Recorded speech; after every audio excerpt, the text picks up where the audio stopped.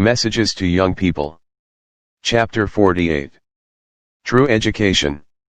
True education is the inculcation of those ideas that will impress the mind and heart with the knowledge of God the Creator and Jesus Christ the Redeemer.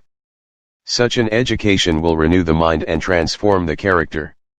It will strengthen and fortify the mind against the deceptive whisperings of the adversary of souls, and enable us to understand the voice of God.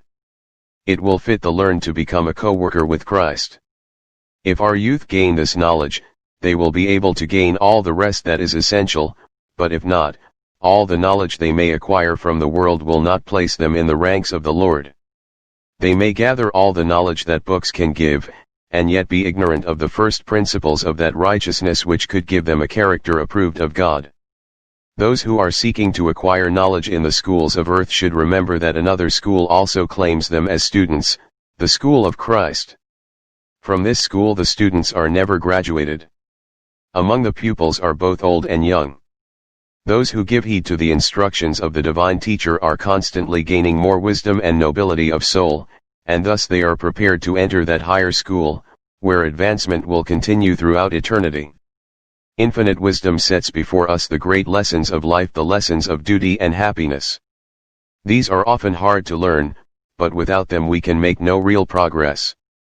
They may cost us effort, tears, and even agony, but we must not falter nor grow weary. It is in this world, amid its trials and temptations, that we are to gain a fitness for the society of the pure and holy angels.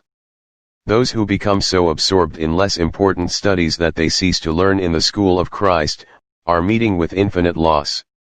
Every faculty, every attribute, with which the Creator has endowed the children of men is to be employed for His glory, and in this employment is found its purest, noblest, happiest exercise.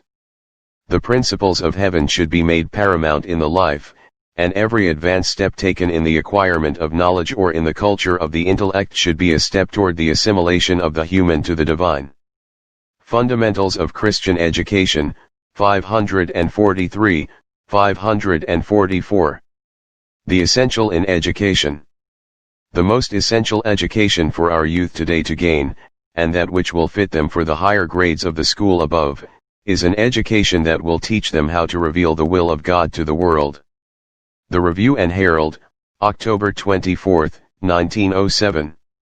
The highest education.